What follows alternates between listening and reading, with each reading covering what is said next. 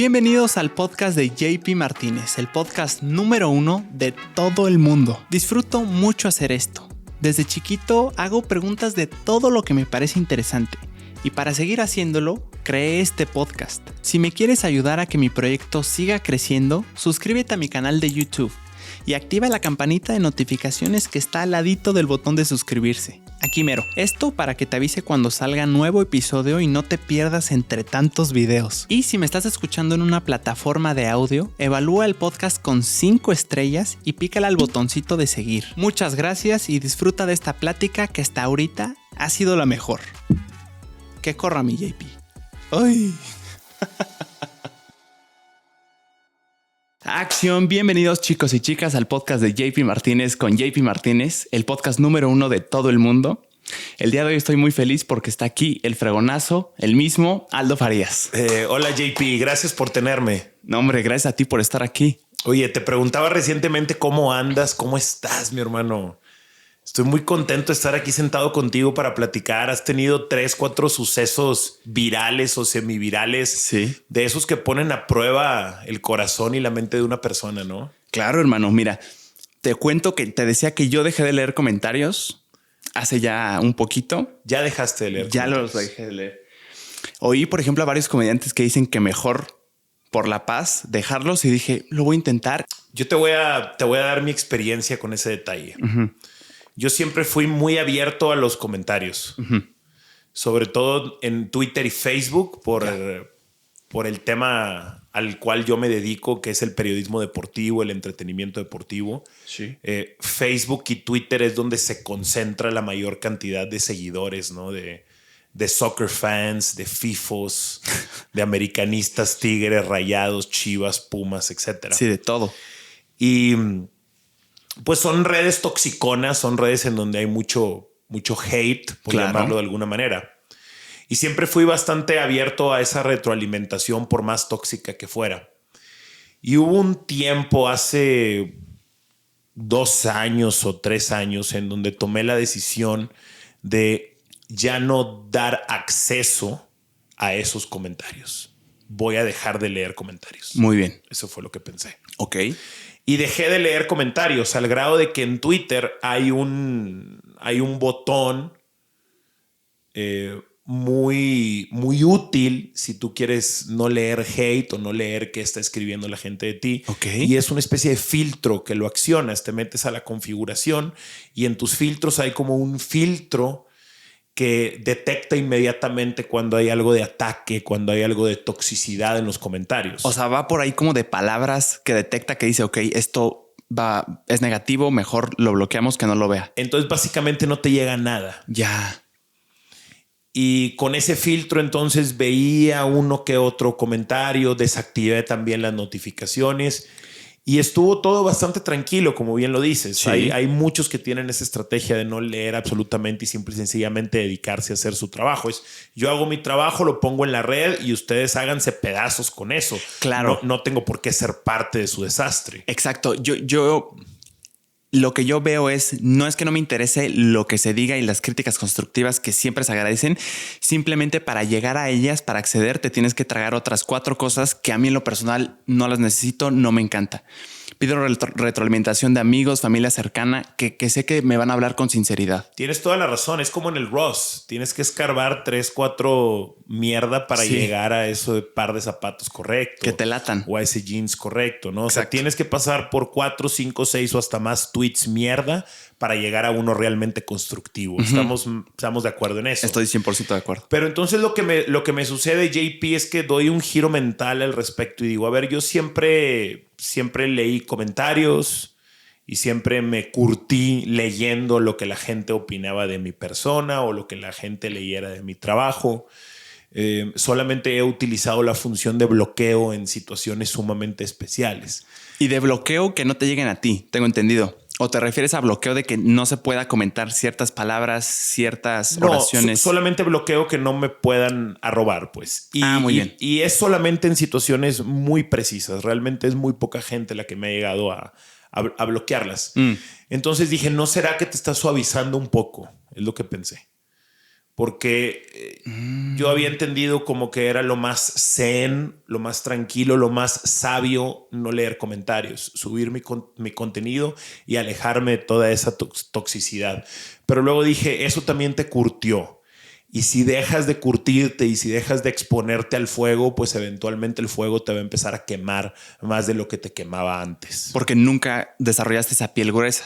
Exactamente. Pues parte de la resistencia que yo logré desarrollar y resistencia que he podido utilizar a lo largo de mi carrera y sobre todo el momento en el que me toca ir a Miami hace unos años y luego me toca venir a CDMX, pues necesitas una piel gruesa y parte de esa piel gruesa tiene que ver con que yo me hice como profesional en un ambiente bien duro, que es entre las dos aficiones más pasionales del país, que es la afición de Rayados y la afición de Tigres. Sí, claro. Y parte de que me curtiera tuvo que ver con el liderazgo de mis jefes, con experiencias personales, con la competencia interna, pero también tiene que ver con la presión del público que desde el 2008-2009 tiene ejerciendo sobre mí a través de redes sociales. Es que exacto. Además, el ambiente donde te mueves, el fútbol es un ambiente de que se presta a, le vas a este o a este. Exacto. Y si no, probablemente vamos a ser enemigos. Es un ambiente de polarización natural. Exactamente.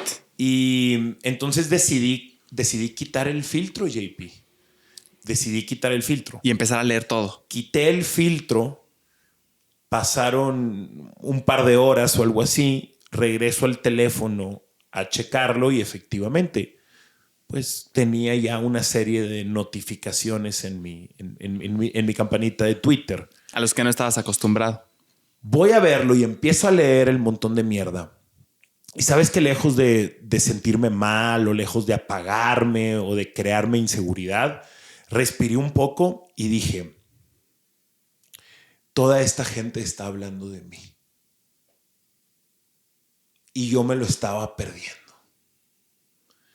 O sea, el hecho de que estén hablando de ti de esa manera, así digan cosas horrendas, sin ningún tipo de conocimiento, así sean los comentarios más destructivos o los más constructivos, no deja de ser halagador que en este planeta y en este universo, pues... haya tanta gente hablando de ti. Tomándose el tiempo de su vida. Te lo están dedicando. Te están dando importancia. Una parte de su vida te la están dedicando. Claro. Y definitivamente creo que la peor faceta cuando te dedicas a algo que está expuesto a la opinión pública, opinión pública, la peor faceta es la indiferencia. Esa es la peor faceta. La peor faceta no es el hate, no es el odio, no es ni siquiera la cancelación. Mucha gente le tiene mucho miedo a la faceta de la cancelación. Sí. No, la peor faceta es la indiferencia. La peor faceta es en donde tú estás diciendo tu mierda y ni siquiera te tienen que cancelar, güey, porque no pesas nada. No hay relevancia, no tienes relevancia. Entonces eres indiferente. Ese es el peor escenario para un creador de contenido o para alguien que se dedica a un trabajo expuesto a la opinión pública. Es la indiferencia, no es la parte negativa. Nunca lo había visto así, ¿eh? Es un approach bien interesante. Ahorita lo que decías de quitar los filtros y que de alguna forma dijiste, pues es que están hablando de mí importante. Me parece bien interesante el punto que haces. Sin duda no crees también que el hecho de que tú quites esos filtros y te empieza a llegar todo. Si bien tú puedes pensar, ay, sí, me están dando importancia y te jactes, de alguna forma puede hacer hasta una especie de levantamiento de tu ego. De sí. Wow, o sea, me estoy siendo relevante, están hablando de mí, me están dando importancia, bien o mal, lo están haciendo. También creo que se presta a recibir tanta retroalimentación que no es natural. Hace poquito me aventé un video documental bien interesante que habla de cómo el cerebro humano, con estudios científicos, era algo así. Quizás esté mal, pero entendí que no está hecho para recibir retroalimentación de lo que hace a manera de masa. O sea, haz de cuenta, poniendo el ejemplo de hace unos 30 años, cuando tú jugabas un partido de fútbol, tu retroalimentación más grande era tu entrenador, tus jugadores, o sea, tu equipo. Y si quieres alguien de la afición que te haya dicho, hey, te faltó esto, lo hiciste bien, acá y ya. El tema de las redes sociales vino a traer, según este estudio, una especie de, como estás expuesto al ojo público, la retroalimentación que tienes se exponencia a la que ya tenías y ya ni siquiera es persona a persona. O sea, no lo puedes ni siquiera dimensionar la cantidad de gente. Y decía que eso para el cerebro humano, al menos ahorita, no lo entiende, no lo procesa. No sé qué tan te puedes estar fregando probablemente, ¿no? Definitivamente no es natural. No es natural y es sumamente retador. Y creo que no se debe de menospreciar, pues. Tienes que irlo calculando poco a poco y darte cuenta qué repercusión va teniendo en ti. Ya. También no podemos esconder que es una especie de termómetro, JP. Porque a través de esos comentarios o de esa retroalimentación puedes irte dando cuenta qué cosas provocan qué cosas pegan más que otras. Claro. Pero definitivamente no es tan natural y entiendo perfectamente. Esta cuestión es dinámica. Yo no estoy de acuerdo con casarse para siempre con alguna postura. No estoy casado con siempre ver los comentarios y tampoco estoy casado con nunca ver los comentarios. Realmente depende de cómo me vaya sintiendo y cómo vaya pensando la situación. Ya. No quiero estar casado con una postura. Hay ciertos momentos como este en donde quiero estar abierto a esa retroalimentación, así sea tan tóxica como lo es. Y seguramente habrá otros momentos, como me pasó hace un par de años, en donde quiera reactivar ese filtro de Twitter y que no me lleguen entonces tantos comentarios. Me gusta eso, ¿eh? O sea, no es como... Yo sí lo veía más como una postura de o lees o no lees. O sea, tampoco es así. Es dinámico. Claro. Esto puede ir cambiando y lo puedes activar y lo puedes desactivar a tu gusto, pues. Sí. Puedes ir moldeando tu propio mundo digital, por así decirlo. Definitivamente... la gran mayoría, por no decir todos, de la gente que están ahí escribiéndote o opinando sobre ti, pues tiene una muestra bastante pequeña de lo que tú eres. Sin duda. Como profesional y como persona. Entonces realmente su punto de vista pues no tiene tanto crédito, por así decirlo, o no tiene entonces tanto sustento. Claro, no está bien argumentado. Sobre todo cuando infieren tantas cosas con simplemente ver un video tuyo de 1 minuto y medio, de 2 minutos, ¿no? Que en parte es culpa mía. O sea, el hecho de hacer clips, el hecho de cortar cosas, el hecho de poner, o sea, no es como que para que tuviera un crédito, según entiendo de lo que me dices, su argumento que esté bien acreditado, tendrían que conocer perfectamente al JP de fuera de cámara, dentro de cámara, cosa que es imposible. Claro. Entonces no me pueden conocer. Y esa es la otra cosa, que su comentario no tiene que estar acreditado, porque yo convivo con muchos aficionados y me dicen, es que ¿por qué dices que el punto de vista del aficionado promedio no está acreditado? Pues porque el punto de vista del aficionado promedio no está acreditado. Como el punto de vista de tu radio escucha promedio no va a estar acreditado. ¿Y por qué no está acreditado? Porque simple y sencillamente no tiene tanta información para darlo. ¿Y sabes qué es lo mágico, JP? Que no tiene que estar acreditado. Porque ellos son fans. Ellos están consumiendo un contenido y no tienen por qué documentarse y no tienen por qué hacer la tarea. Exacto. Y no tienen por qué prepararse. Ellos simple y sencillamente tienen que consumir algo, disfrutarlo y expresar una opinión sobre eso que están consumiendo. Ese es su rol como consumidor, es su rol como aficionado, es su rol como fanático. Claro. Y así como ellos lo pueden tener en tu caso en podcast, en mi caso en cuestiones deportivas y de entretenimiento, uno también de repente se convierte en fan de otras cosas, ¿no? Claro. Y hay situaciones en donde yo no tengo que dar un punto de vista como experto, simple y sencillamente tengo que dar un punto de vista como un humano que está consumiendo algo. Y que ni siquiera, creo yo que ni siquiera es el propósito de, o sea, generar highlights o ver highlights de contenido de otras personas. El propósito no es como... al menos el mío es entretener, no es el propósito de que o sea, que yo tenga una pretensión de que esta es una obra de arte y todos tienen que dar su punto de vista. O sea, el hecho de que sea entretenimiento es como, claro, o sea, que comenten es lo más natural, lo más normal y lo que también quieres, ¿no? La otra cosa que yo te preguntaría es, sí, que bien lo dices, no...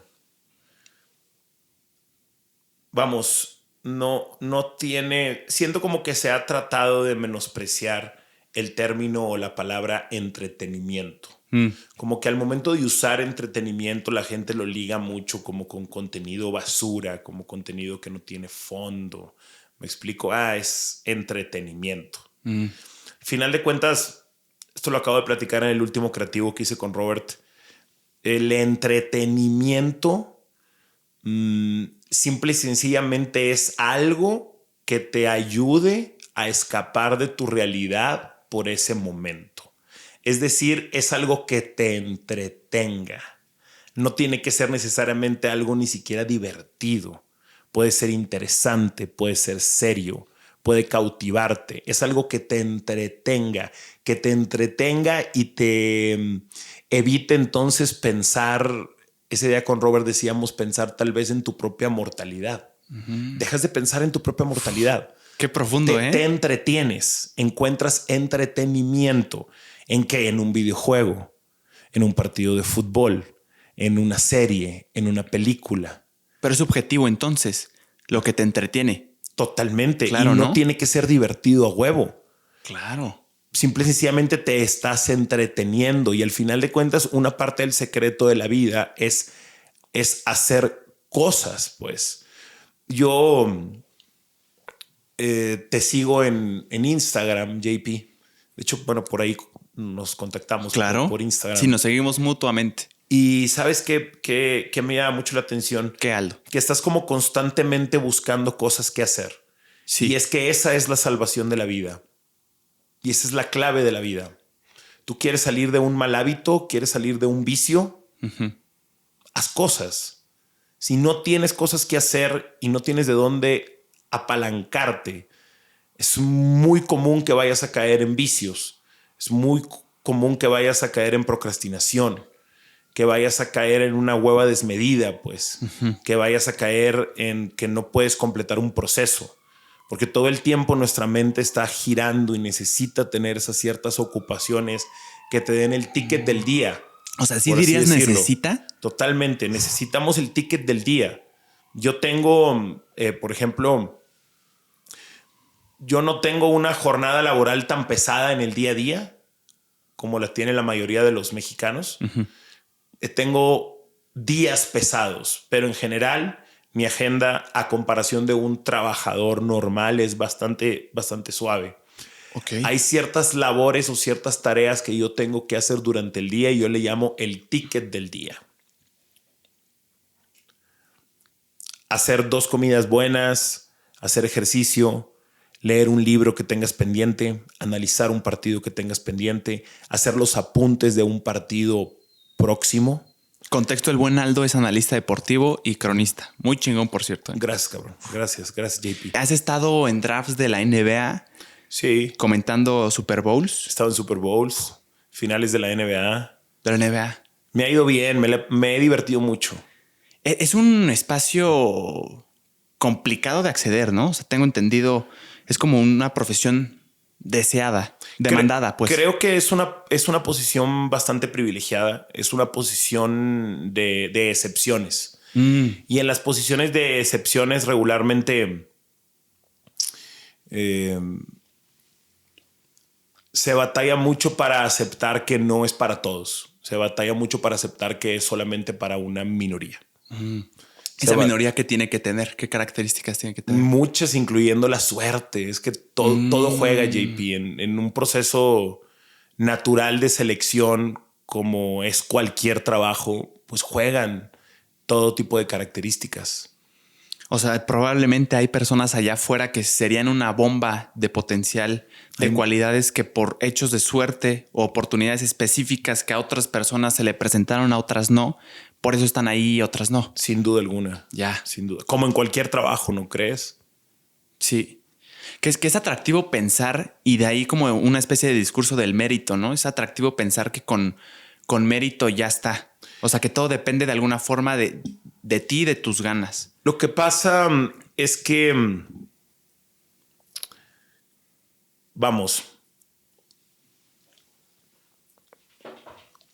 reformulando la respuesta a tu última pregunta. ¿Hay personas afuera que lo pueden hacer mejor? Sin duda alguna. en una cuestión de raw talent. Talento bruto, mi hermano. Talento bruto. Pero el talento bruto no es profesional. Convertirte en un profesional, eso toma muchas horas. Eso toma un proceso. Y creo que en ese proceso es donde se filtran a muchos que no tienen lo que se requiere para pasar por esos filtros. O sea, todavía el talento bruto es una especie de un nivel amateur donde se tiene potencial. Yo tengo talento. Yo he escuchado una cantidad cuando de repente me toca que me contratan para algunos torneos amateurs o cuando me toca ir a las universidades. Veo mucho talento.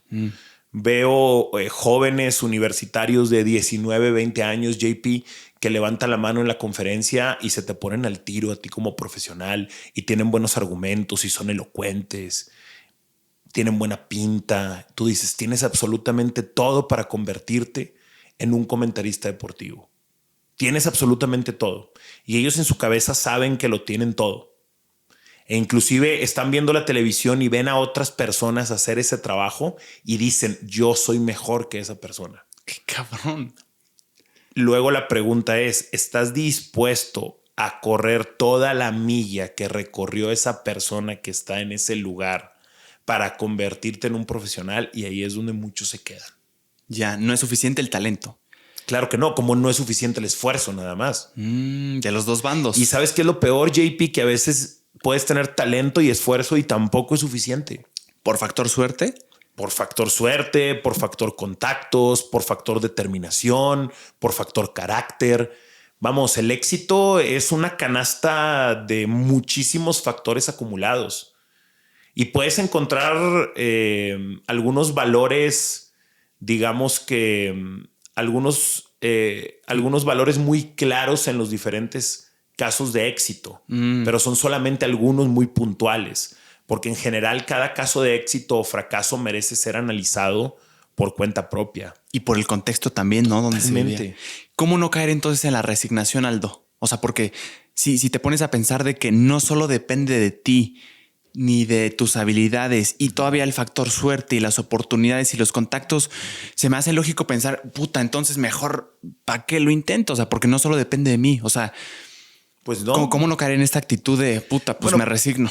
No se va a poder probablemente. Sí, mira, no todo depende de nosotros, desafortunadamente. Sí.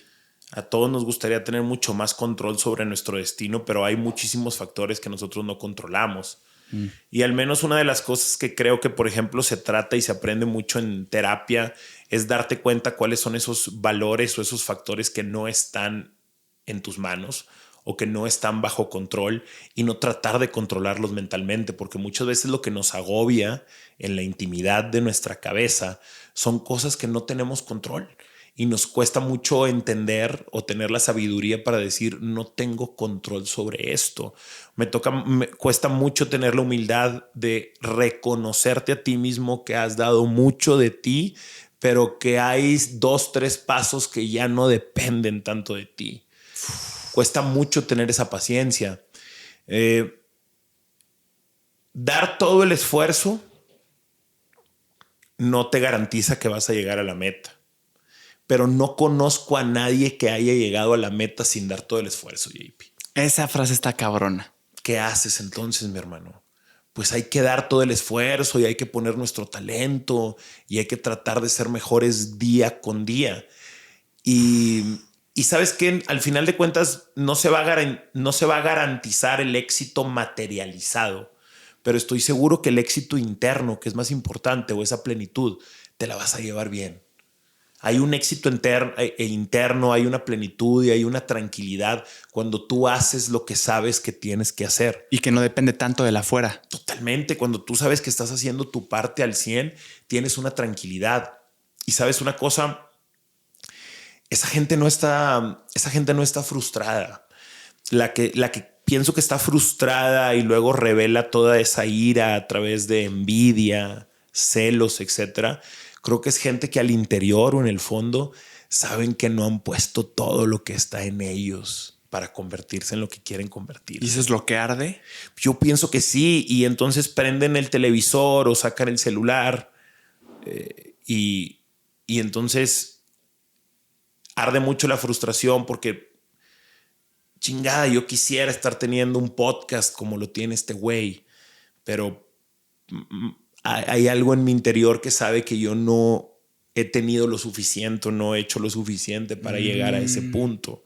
Y entonces empiezo a llenarme de amargura, pero al final de cuentas, muchos de ellos quisieran estar en ese teléfono, quisieran estar en esa televisión, quisieran estar haciendo regularmente a donde ellos centran mucho de su odio. Esa frase me voló la cabeza, Aldo. Yo no sé de quién es autoría. Me parece que alguna vez la escuché en un podcast de Adrián Marcelo. Creo que yo le dije con Adrián un día. Entonces pero no creo que sea mía, sinceramente. No, claro, pero aún escuchamos así, y leemos tantas cosas. Está cabrona. El hecho de que le eches todas las ganas del mundo y te desvivas por un objetivo no te va a garantizar que llegues ahí. Cosa que a cualquiera le parecería frustrante, ¿no? Porque es más bonito pensar que sí es así. Pero también el hecho de que no, o sea, al menos, o sea, no hay otra forma, no hay otra alternativa para lograrlo. O sea, sí, hay más probabilidades de lograrlo si le pones la chamba. No es simplemente hay valores que no son negociables y el esfuerzo no es negociable. Para Exacto. tú ser altamente exitoso en algo a lo que te dediques, sí, hay una gran posibilidad de que en algún punto de tu vida o de tu carrera tuviste que poner un esfuerzo tremendo. En algún punto tienes que realizar esa inversión. Para considerarte exitoso en algún punto. No punto. todo el mundo está dispuesto a hacerlo. Ya. Eso es definitivo. No todo el mundo está dispuesto a hacerlo. Está muy interesante, ¿eh? Tú estudiaste psicología, tengo entendido. Sí, señor. Soy licenciado en psicología. Licenciado en psicología. Interesante rama, ¿no? Sí, pero mira, en un futuro me gustaría hacer una maestría, me gustaría darle mayor volumen, pues en este momento no me considero psicólogo, me considero licenciado en psicología. Ya. Soy de los que cree también que para impartir algún tipo de terapia o de clase, creo que es importante la especialización. O sea, creo que es importante hacer alguna maestría que te especialice en una rama, pues. O sea, ya para ejecutar la profesión. A mí me parece que sí debe de ser. Ya. Sé que en las diferentes comunidades de psicólogos es un tema que se conversa mucho, que se discute muchísimo. Pero sin duda sabes, o sea, ya estudiaste, sabes cosas de psicología. Y la vida, hermano, la vida es fantástica. Es como, si has visto esta movie de Slumdog Millionaire. No la he visto. La del chico indio que gana un concurso.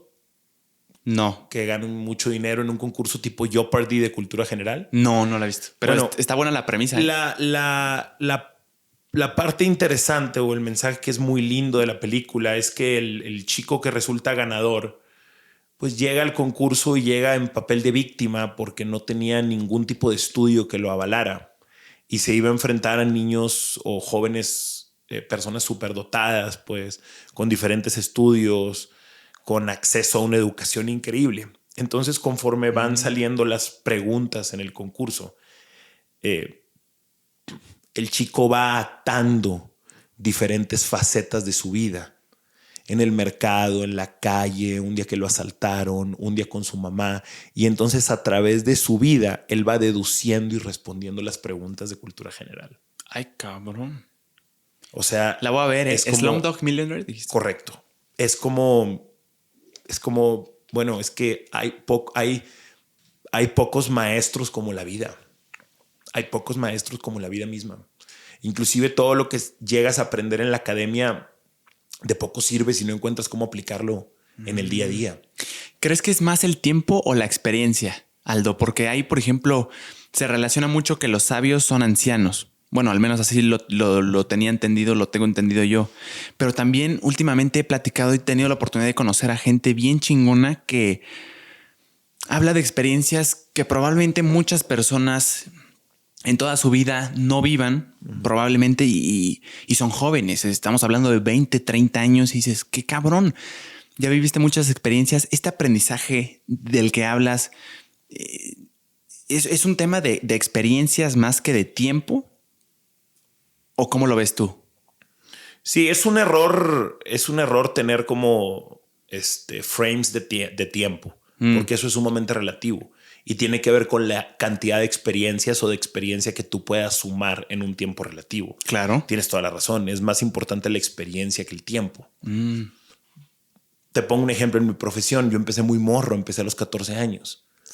Tengo 17 años de carrera, tengo 33 años.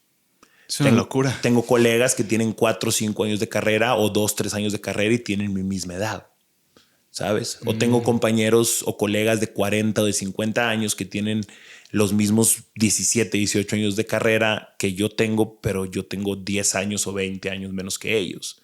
¿Qué quiere decir eso? Que es relativo totalmente el tiempo. Puede más la experiencia que el tiempo, definitivamente. Cuestión de lo que has vivido. Sin duda alguna. Ahorita hablábamos que me voló la cabeza y que respondiste una pregunta que siempre había tenido, que nunca me había puesto a investigar. En Monterrey veo yo una cuna de creadores, que es lo que yo consumo, impresionante en cuanto a intelecto. No sé si intelecto, pero conocimientos. La forma en la que hablan, la forma en la que piensan, los libros que han leído, a mí me impresiona mucho, cosa que veo en ti. O sea, como la forma en la que te desarrollas, para mí no es común verlo. Y creo que para mucha gente no podría ser común. Me hablabas de que en Monterrey, en ese estado, empezaron a mandar a ciertas personas. O sea, fueron como pioneros de alguna forma en mandar al extranjero a estudiantes. Bueno, primero es muy halagador que te expreses de esa manera de mi tierra y te lo agradezco. Es mucho, real, Jay, hermano. Y lo haces genuinamente y se nota. Lo haces con el corazón en la mano y eso nos hace sentir muy chingones. Me da gusto. Creo que son varios sucesos históricos que han marcado ciertas diferencias de Nuevo León con el resto de la República Mexicana. Hasta donde yo tengo entendido, estoy muy lejos de ser algún tipo de historiador. Solamente estoy platicando el cuento como a mí me lo han contado. Okay. La historia como a mí me la han platicado. Claro. Una buena parte del desarrollo de Nuevo León tiene que ver con que en la época de los ejércitos y en la época de los generales y épocas bastante conflictivas, los generales más rebeldes del centro de la República fueron enviados al noreste de México como una especie de castigo. Es decir, ¿qué haces en una empresa cuando tienes a 2, 3 gerentes o 2, 3 directores problemáticos? Vámonos. Dale su propia zona. No los puedes correr porque son gente importante. Sí los quieres en la empresa, pero no los quieres cerca de ti. Entonces a estos 2, 3 locos, agárralos y mándalos al departamento de edición. Ya. O fúndale su propio departamento o mételos a ventas, pero mándalos lejos de aquí porque no los quiero cerca de mí. Entonces eso se hizo con un grupo de generales rebeldes. Ya. De generales que alzaban la voz. Sí. ¿Por qué se les mandó al noreste? ¿Por qué en estos territorios como de Coahuila, Nuevo León, Tamaulipas? Porque naturalmente eran los terrenos más adversos. No tenías tecnología y tenías montañas y calor. Desierto. Claro. Los generales del centro dijeron: se van a morir de hambre. Se van a morir de hambre, se van a morir de sed. O sea, esa era su intención. Pues lo decían de una manera como media sarcástica. Que la pasaran mal. No va a haber nada allá, mándalos allá, se van a volver locos. Decía, se van a matar entre ellos por la poca agua. Ya. Se van a matar entre ellos por el poco ganado que puedan tener. No van a encontrar cómo construir. Como si volteas a un lado y tienes desierto y volteas al otro y tienes un sinfín de montañas impredecibles en ese momento. Sí, claro. ¿Qué es lo que sucede? Que ante la adversidad natural, sí, empezaron a desarrollar otro tipo de virtudes. Y eso es lo mismo que sucede en la comparación eterna de Europa con América.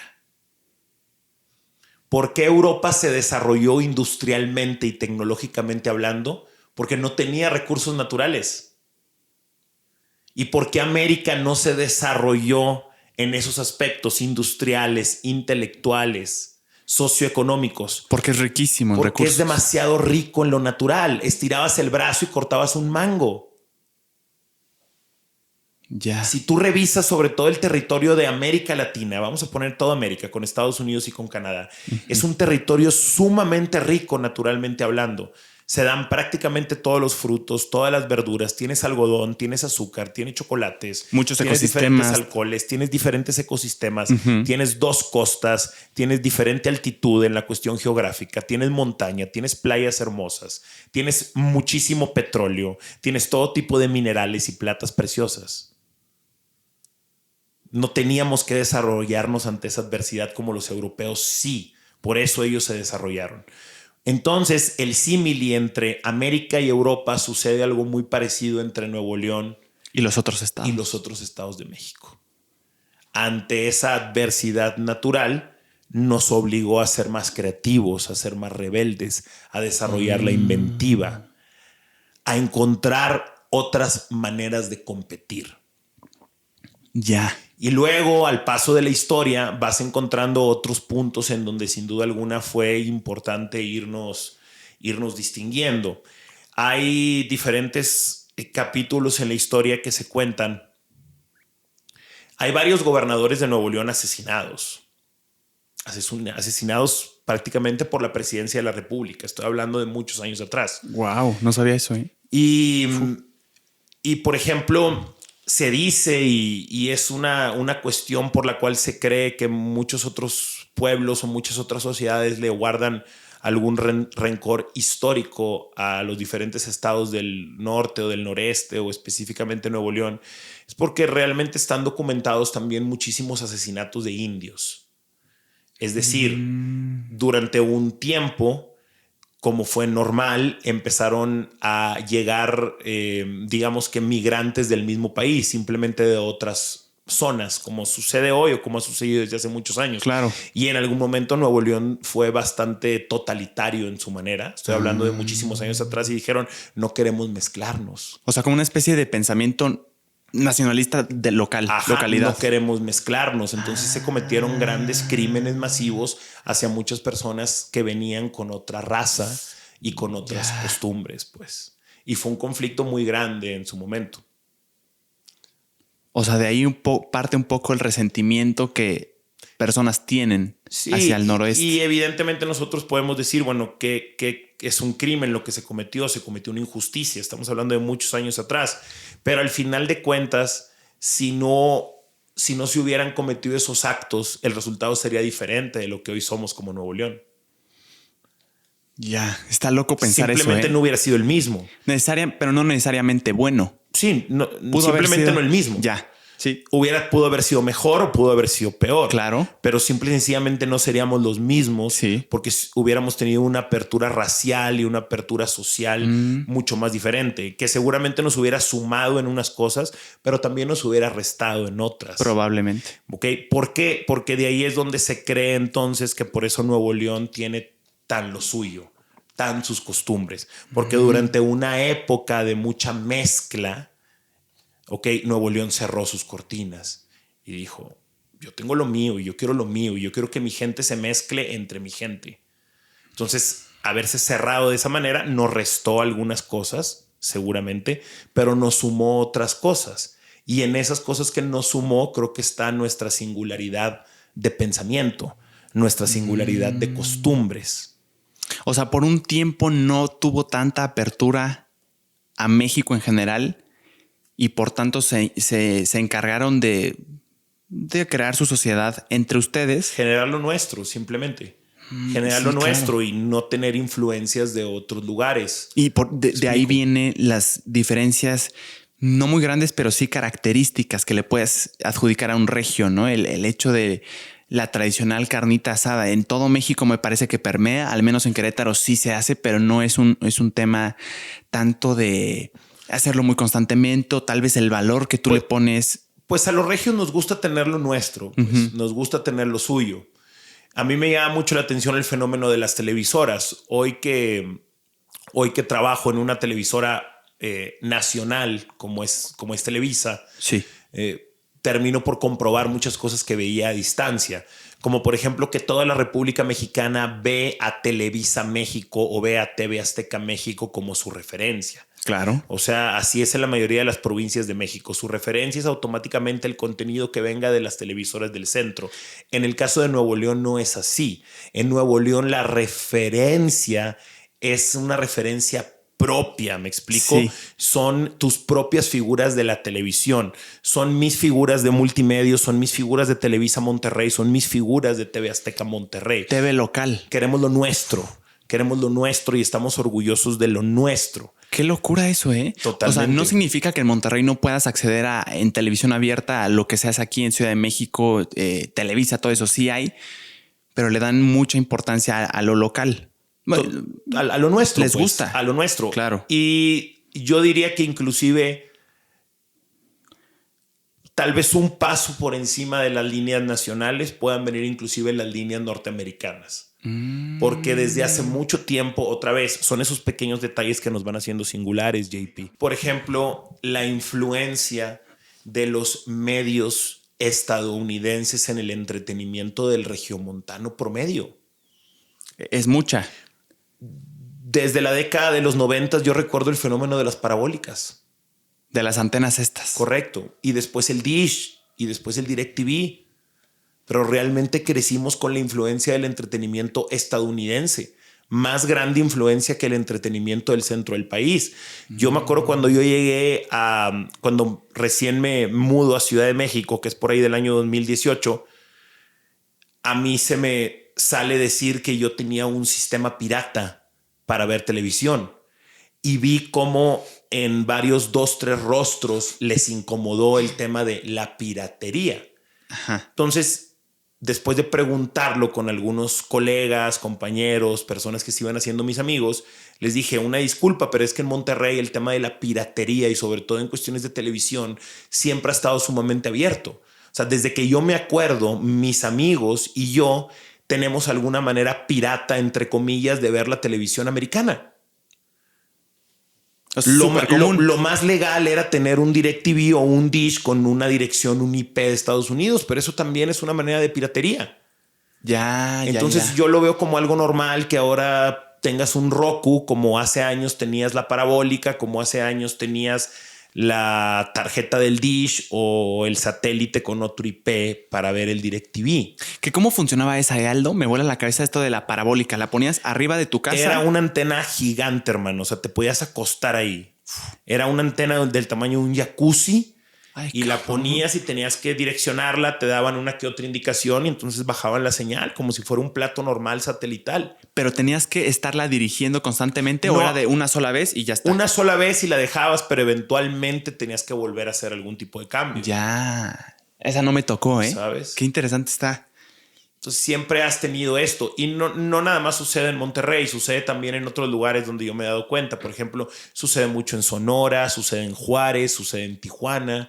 Y si ves, pues encuentras en la gente de estos lados, encuentras cierta peculiaridad.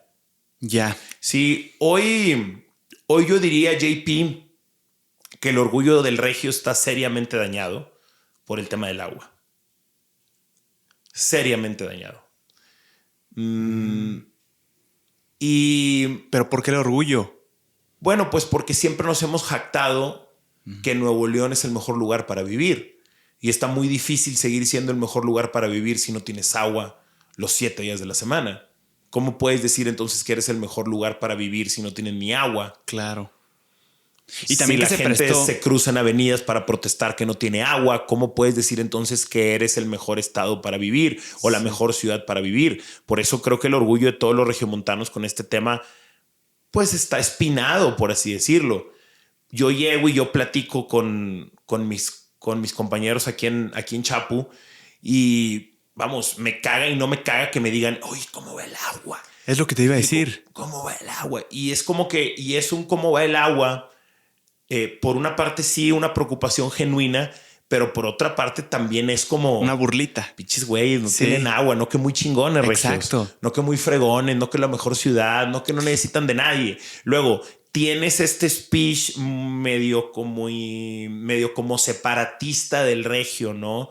De no, es que el PIB y no, es que hay que salirnos del pacto fiscal sí. Y de que México nos necesita, el norte trabaja y el sur solamente gasta. Entonces te das cuenta de todo esto que ha ido formando el orgullo del regiomontano y hoy te la están cobrando. Se cae por completo. Hoy te la están cobrando. Hoy te la están cobrando con el tema del agua. No que muy mamón, no que no necesitabas a nadie. Claro, y también se prestó, tendrá que ver que se prestó también para la burla de algunos o de muchos. Claro. El tema de, y claro, como patear a esa, yo me lo imagino como en la secundaria, el güey que siempre era como el bully. Y la primera oportunidad que tienes de que se tropezó y de que ya no es tan, o sea, ya no es tan poderoso, ahora muchos se pueden llegar a patearlo por ese resentimiento y un gusto ahí raro. Y tenemos que aceptarlo y tenemos que verlo como una consecuencia de lo que nosotros mismos hemos construido. Tengo muchos amigos que se indignan, amigos que viven en Nuevo León sobre todo, y se indignan ante cierto comportamiento del resto de la República con el tema del agua. Pero ¿qué te puedes indignar si te la has pasado tirándole carro los últimos 20 años al resto de la República Mexicana? O sea, ¿cómo esperas que nos ayude, vamos a pensar, que nos ayude cualquier otro gobierno cuando hace meses estábamos hablando de un nuevo pacto fiscal? Estábamos hablando de salir del pacto fiscal. Yeah. ¿Cómo quieres que nos ayude a alguien cuando al final de cuentas te la pasas o nos la hemos pasado presumiendo lo chingona que es nuestra tierra? Es normal que tiene que venir un pushback. Recuerda esto, y esto es física y esto aplica para cualquier cosa. El esfuerzo que tú imprimes hacia un lado, eventualmente e inevitablemente será el mismo esfuerzo que se invierta a un lado opositor. Si tú jalas 100 a la derecha, eventualmente va a jalar 100 a la izquierda. Esto es solamente una respuesta de lo que nosotros construimos con nuestro orgullo. Pero a ver, el orgullo en sí no creo, en lo personal, que tenga algo de malo. El sentirte orgulloso de tu tierra y mi tierra. Incluso puedo llegar a pensar, quizá esté mal, que decir Querétaro es el mejor estado de México. Hay argumentos para pensarlo también. Y aunque no los tengas, creo que no puede caer en lo malo, sino más bien en qué te sustentas, ¿no? O sea, mi estado es el mejor de todo el país. O sea, como el qué haces con eso. O sea, si estás tomando una actitud como el detalle es ahí. Cuando empiezas a tomar cierta actitud de superioridad, que me parece es muy fácil que en el speech regio pueda irse a ese lado, ni siquiera con una intención fuerte. Sí, que lo implique. Está interesante, ¿eh? Y así entonces han sido diferentes detalles que han ido haciendo especial a Nuevo León. Me lo pusiste muy bien en la pregunta. También fue uno de los primeros lugares de México, junto con la capital, que empezó a mandar a su gente a estudiar al extranjero. Eso yo no lo sabía. Empieza a agarrar los primeros graduados de MIT, de Harvard, etc. Entonces, evidentemente fueron de las primeras sociedades en encontrarle un valor a que su gente saliera a enriquecerse. Hay una correlación ahí de que probablemente Ciudad de México y Monterrey eran como los estados con de alguna forma con mayor riqueza, o sea, que podían tener esa accesibilidad de poder mandarlos al extranjero, mientras otros estados no podían darse sin duda alguna. Había muchos que ni siquiera les sal. Y ahora hay otros que sí podían, pero que no desarrollaron la visión. Es que esa es la otra. Tienes que tener con qué, pero también tienes que tener la visión. Tienes que tener el valor. Pero es que es una locura eso. Está cobrando resultados que ahora estoy seguro que todo México está viendo. Porque yo sí veo una diferencia bien cañona entre creadores de Monterrey a creadores de otros estados. No quiero decir que los otros sean malos. Simplemente hay una peculiaridad bien interesante en la forma de ser, en la forma de expresarse, la forma de comunicar. Ahora, las costumbres que tienen, el leer, por ejemplo, es algo que yo veo muy inmerso. Pero también se lee en otros lugares. Claro, pero como que yo, al menos en lo que consumo, veo un patrón. O sea, estoy hablando de ti, Aldo Farías, Adrián Marcelo, Roberto Martínez, los hermanos Dieck. Si algo tienen en común es eso y que son regios. O sea, quiero entender que hay, no sé si en toda la cultura regia, pero sí hay algo ahí. Hay algo, y me parece que se está formando una linda escena, pues. Ajá. Me parece que hay una linda escena de creadores de contenido relacionados a temas sociales o así. Lo digo como algo bueno. En el mundo regio, totalmente. Claro. Y yo me siento orgulloso de formar una pequeñita parte de eso, ¿no? Porque yo me tengo que dividir. Hago esto que me entretiene y que me gusta muchísimo, ¿no? Donde puedo hablar de muchas cosas de la vida, pero tengo mi trabajo core, ¿no? Tengo mi trabajo principal, que es dedicarme a ser un comentarista deportivo. ¿Te fascina eso? Sí, pero también me fascina esto. Me fascinan muchas cosas, ¿sabes? Y en verdad espero que no me dejen de fascinar, porque en algún momento, JP, entre el cambio de ciudad y entre llegar a los 30 años de edad, se me volteó la cabeza, mi hermano. Se me volteó la cabeza. O sea, entre el cambio de ciudad y la edad, dejé de hacer muchas cosas que yo disfrutaba. ¿Cuántos años tienes tú, JP? Disculpa. 19, hermano. 19 años. Me da mucho gusto 19. Yo te estaba calculando como unos 23. ¿23? Sí. El número mágico últimamente ha sido 24 que me calculan. Bueno, no estaba lejos del número que te calculan. Sí. 19 años. Estás agarrando un conocimiento increíble al hacer esto. Sí. Empacar tus cosas, subirte un camión, venirte a la Ciudad de México, habilitar un estudio. Sí, es una locura. Qué fascinante. Gracias. Cuando cruzas ciertas brechas de edad, yo te puedo hablar de la última brecha que crucé, que fue la de los 30. Empiezas a recibir una serie de bombardeo muy equivocado, un bombardeo como de resignación. ¿De parte de quién? Yo diría que de parte de círculo cercano, no tiene que ser círculo lejano. Yo te diría que de ciertos amigos, cierta familia, ciertos compañeros de trabajo. Okay. Empiezas a agarrar ciertos clichés. Te pongo un ejemplo. Cuando yo me mudo a la Ciudad de México, yo eliminé de mi vida hábitos que tenía muy sólidos ya viviendo en Nuevo León. ¿Cómo cuáles? Como el ejercicio. Te pongo ese ejemplo. Entonces, yo puedo tener un cuerpo normal, por así decirlo, pero esto que hoy yo puedo presentar, sea mucho o sea poco, y para muchos puede ser un buen cuerpo y para otros será un mal cuerpo, pero esto a mí me cuesta todos los días. Yo sé mi genética, yo sé mis tendencias, sé también lo mucho que me gusta comer, disfrutar, tomar, disfrutar de la vida en general, y hago un gran esfuerzo para poder tener un físico presentable para lo que me dedico, que son los medios de comunicación, y algo que me haga sentir bien conmigo mismo. Que te sientas cómodo. Que me sienta cómodo conmigo mismo. Sí. Y hay personas a las cuales les cuesta más esfuerzo que otras. Y no por eso te vas a estar quejando, hermano. ¿Va? Va. Otro de los hábitos, entonces me alejo de hábitos importantes como el hábito del ejercicio. ¿Por qué, Aldo? ¿Qué pasó en tu vida que...? Es el cambio de ciudad. El cambio de ciudad. Ya, o sea, no es ni siquiera la ciudad, es el cambio. El cambio de ciudad me trastocó, eliminó una rutina que yo venía desarrollando al paso de los años y que venía perfeccionando, pues, y que la tenía súper bien aceitada y que me sirvió de vínculo para lograr todas las cosas que yo quería lograr. Pero al momento de hacer un corte de caja en mi carrera como profesional y hacer un corte de caja en mi vida profesional, y entonces cambio de trabajo, cambio de metas y cambio de lugar en donde vives, y lugares tan diferentes como Monterrey y como la Ciudad de México, me trastocó la cabeza, hermano. ¿Te costó trabajo? Me costó trabajo adaptarme, me costó mucho trabajo adaptarme. ¿Qué fue lo que más te costó? ¿El ritmo? Es similar, ¿no? Lo que más me costó trabajo era precisamente esta rutina que tú ya tienes montada. Tú ya tienes tus pilares bien fundamentados. Sí. Que si esta persona para esto, que si esta persona para lo otro, que cuando me siento triste esto, que cuando me siento alegre esto, que cuando quiero agarrar el pedo esto, que cuando me quiero drogar esto, que cuando quiero llorar esto, que cuando necesito despejarme esto, que cuando necesito conectar con la naturaleza esto.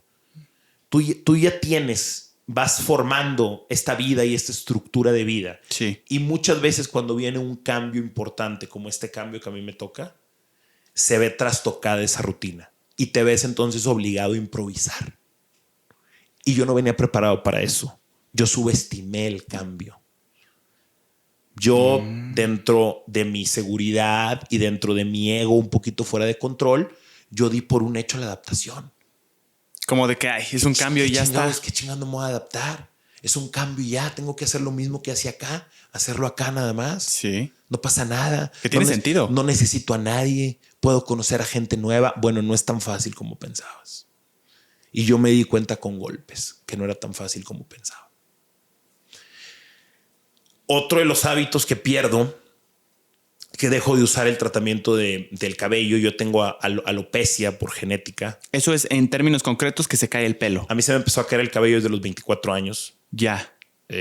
Y si no fuera por este tratamiento que yo uso, estuviera calvo, pues solamente tendría de plano cabello en esta zona. Totalmente, hermano. ¿Eso es curable?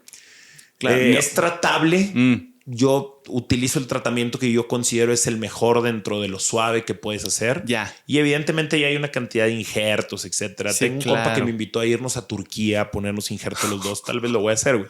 Es más barato inclusive. Es y lo que están muy avanzados en Esto Turquía. sí lo he oído. Que muchas... en algún punto me iré a poner injerto. De hecho, oí que hay personas que no sé de qué país prefieren viajar a Turquía, pagar un avión e irse nada más a ponerse pelo. Exacto. Que hacerlo en su propio país porque es más caro el tratamiento ahí. Exactamente. Y ¡qué en locura! Turquía están muy avanzados con ese tema. Uf. Entonces, bueno, pues pudiera hacerlo. Pero por lo pronto estoy bien siguiendo un tema de una disciplina diaria, de un tratamiento que tengo que utilizar. Es un champú, es un acondicionador y otra madre que te pones al final que es como que la más molesta, por así decirlo. Ok. Entonces, pues tenías a este hombre con 30 años recién cumplidos. Hoy yo peso 92 kilos. En ese momento llegué a pesar 117. Bueno, dice 117 kilos. ¿Qué estás haciendo con tu vida? ¿No? Cuando llegaste aquí a CDMX. O sea, cuando llegué y empecé a destrozar mis hábitos, pues subí hasta 117 kilos. Ya tenía muy poco cabello. Entonces cargaba esta vergüenza enorme porque pues estaba gordo. Se me estaba cayendo el cabello por un tema genético, claro. Porque es un tema genético, pues. Sí, claro. Y bueno, entonces me vi en este punto donde dije, ¿qué es esto? Y entonces empiezas a recibir mensajes, como por ejemplo, cuando recién empecé a activarme después de un año de no hacer ejercicio prácticamente, empiezo a reactivarme, pues era normal que me doliera la rodilla. Claro. Empecé a hacer ejercicio después de prácticamente un año y pesando 117 kilos, pues hay una gran posibilidad de que te duele un poco la rodilla. Entonces dices, no, hombre, güey, me puse a hacer un poco de ejercicio y me duele un poco la rodilla. Y entonces alguien te dice, no, bienvenido a los 30, compadre. Ya. No, es que así es en los 30. No, es que ya no es como los 20. No, compadre, es que ya no se puede hacer todo. Las cosas cambian. Ok. Güey, pero chécate lo mediocre y lo dañino que puede ser ese bombardeo. Hablabas de una resignación. Ajá, te empiezas a resignar porque la gente te empieza a decir que así son los 30. Una especie de ya no hay nada más que hacer, güey. Ajá, exactamente. Como que, ya, así son los 30. O sea, así son los 30. Pero además a los 30, Aldo, eso me parece rarísimo. Bueno, pero es que cada barrera que tú rompes, como tú vas a romper ahora la de los 20. La de los 20. Cada barrera que tú vas rompiendo de 10 en 10, creo que es un punto de cambio, es un punto de rebeldía, es un punto de reflexión. Y en ese momento, cuando te agarran vulnerable, ¿sabes? Es fácil irte con la corriente de los comentarios. Sí, claro. Cuando tú estás sólido, que tú en este momento lo estás y que creo que yo en este momento también lo estoy, sí. Pero en ese momento no lo estaba, dices, espérame, güey, si son 30, ¿qué te pasa? Exacto. Ok, pero cuando estás vulnerable no es así, que es la mayoría de la gente. Y me dijiste los cercanos que te lo están diciendo. Cuando estás vulnerable es que sí es cierto, sí son los 30. Sí, es que ya no puedo hacer ciertos ejercicios. Es que ya no puedo hacer esto otro, etcétera. Entonces vas cayendo en una resignación bastante dañina y creo que parte de la clave es ir rompiendo eso, pues. O no, es que ya no puedes ir al antro. ¿Por qué no puedes ir al antro? A mí me gusta ir al antro. A mí también me fascina. Bueno, llegó un momento donde es que no, es que ya son los 30, ya no es como antes. ¿Como pena te daba? Ajá. Es que claro, güey. Y empiezan a llenarte por esa pena. Entonces a mí me da pena ir al antro, pues. Eso yo también lo tengo. Hay un estigma ahí. O sea, de a veces vas al antro y dices, sí, mira, ahí está el señor ese que todavía quiere revivir sus años. Exacto. Claro, güey. Eso permea mucho. Si tú estás sólido, hermano, yo me estoy divirtiendo. Estoy haciendo lo mío y lo estoy haciendo con respeto. Y no pasa nada. Tengo la seguridad para ir adelante. Pero si eres vulnerable, te metes a una cueva. Sí. No quieres ir a que se burlen de ti. ¿Sabes? Sí. Entonces te empiezan a hacer sentir como que ya no perteneces. Una cuestión, por ejemplo, como a mí me encanta, a mí me encantan todos estos mames, por ejemplo, de bailes, retos y TikToks. Los disfruto demasiado. Hacerlos. Pues hacerlos no los hago públicamente. A lo ok. mejor debería hacerlos públicamente si me divierten y me hacen feliz.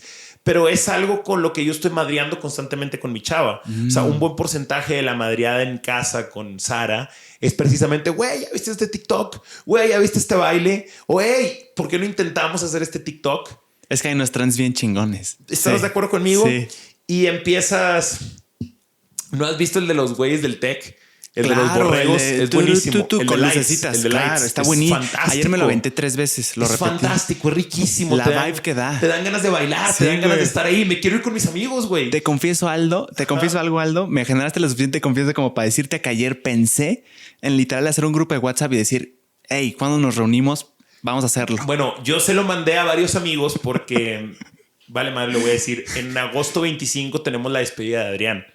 Wow. Ok, entonces yo se lo empecé a mandar a raza claro, de la despedida, güey. de que, güey, vean este cotorreo y díganme si no les da la vibra de, güey, me quiero ir a SPI con mis amigos. Claro, güey. Quiero irme de viaje con mis amigos y quiero bailar y quiero quitarme la playera y quiero cotorrear, güey, y quiero ir a un antro y quiero hacer una coreografía y me vale madre. Qué cabrón. ¿Sabes? Sí, claro. Bueno, yo esa alegría hubo un tiempo que la perdí. La alegría por ese tipo de cosas. Por lo que permeaba de pensamiento. Pues sí, exactamente. Y cuando empecé a darme cuenta que tenía que ir recuperando esas cosas que históricamente me han hecho feliz a mí, fue cuando pude acelerar mi proceso de adaptación a una nueva ciudad.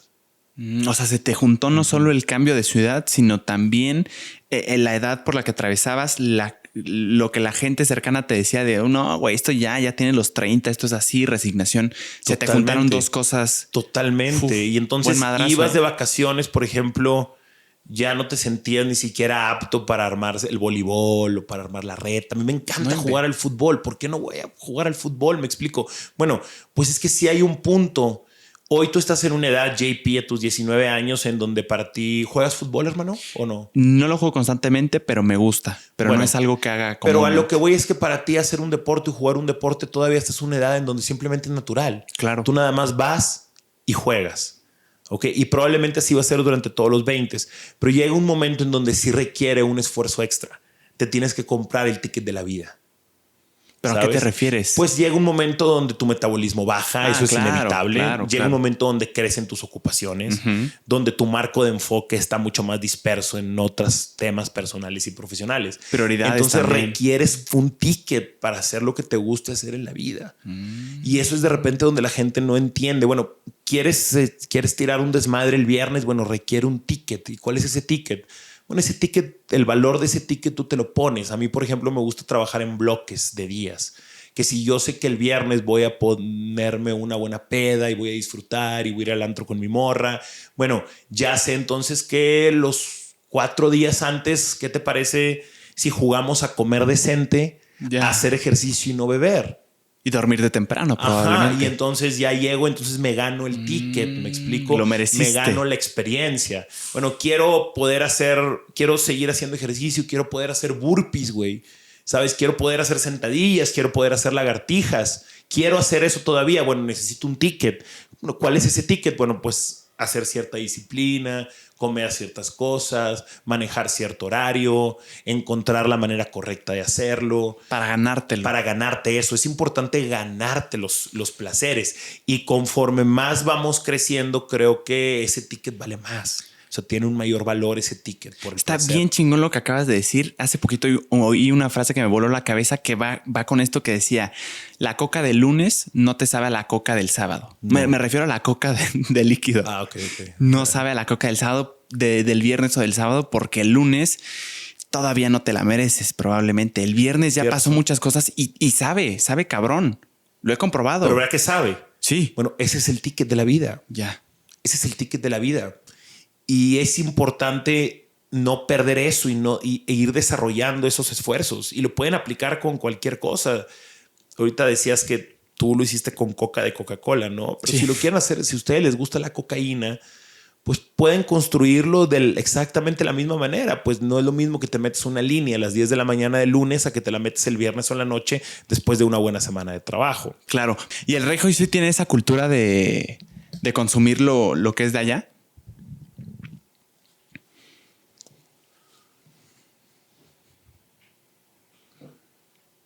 Pues hasta cierto punto sí, pero también consumimos mucho americano.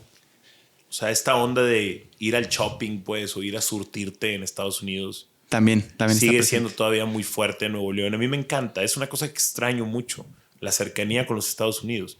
Viviendo en Ciudad de México me siento tan lejos de Estados Unidos. Yo entiendo que puedo agarrar un vuelo y lo he hecho, pero no es lo mismo tomar un vuelo de aquí a San Antonio, rentar un carro, a salir de tu casa con la troca y te vas chulo 5 o 6 horas y llegas a San Antonio. Eso es hermoso. Eso está bien cabrón. Me encanta es eso. algo que otros estados no tenemos y es muy común allá. O sea, he oído personas que dicen que es muy común para los regiomontanos lanzarse un viernes si quieres y vámonos de shopping y regresamos el sábado, domingo.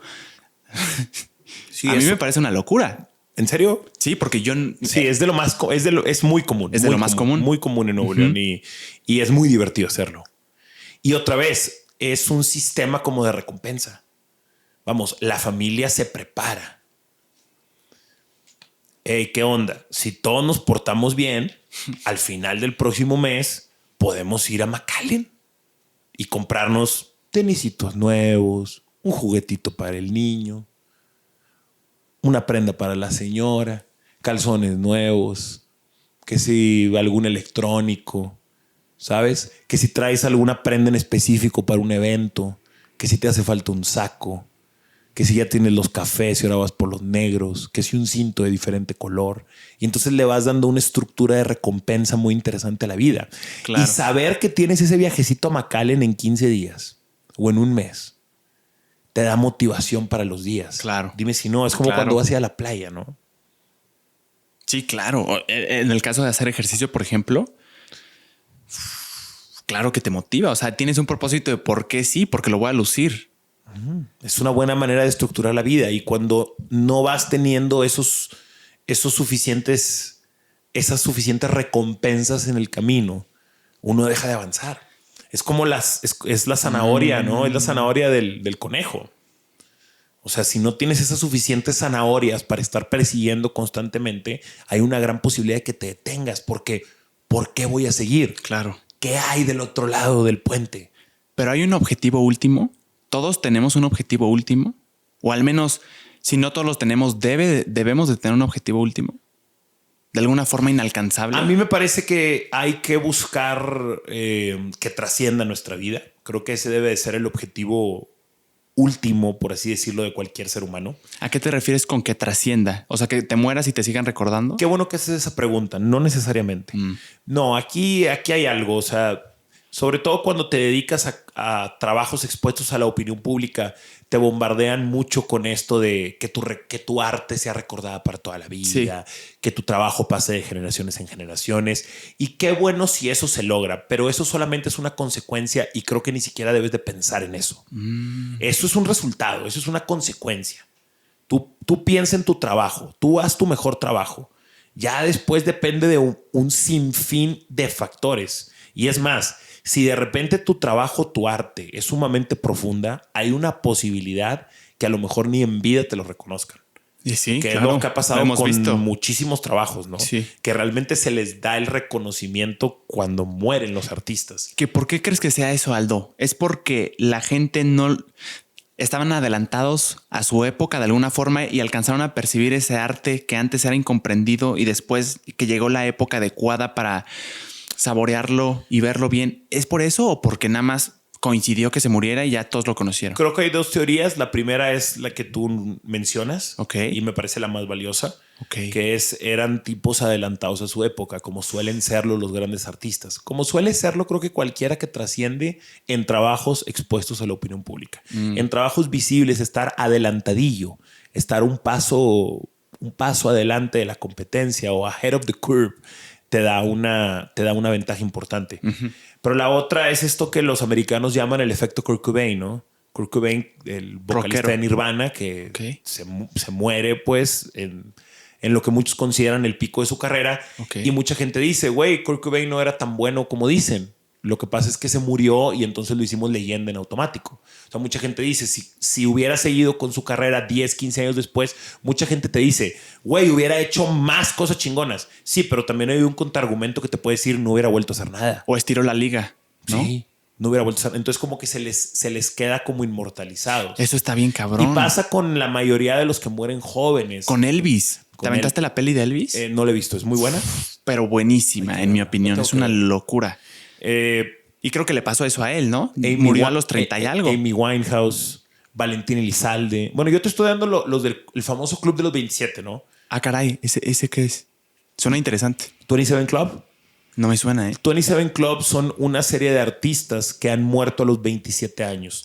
Kurt Cobain murió a los 27 años y todos son por cuestiones, muertes raras, sobredosis, cosas por el estilo. ¿Estará por ahí Marilyn Monroe? No recuerdo si Marilyn Monroe, pero mira, Kurt Cobain está ahí, Jimi Hendrix está ahí, Janis Joplin está ahí, Amy Winehouse está ahí, Valentín Elizalde está también en esa lista de artistas que murieron a los 27 años. Es el Club de los 27. ¡Qué cabrón! Puedo fact-chequear, si me lo permites. Claro, hermano, tú lo que quieras.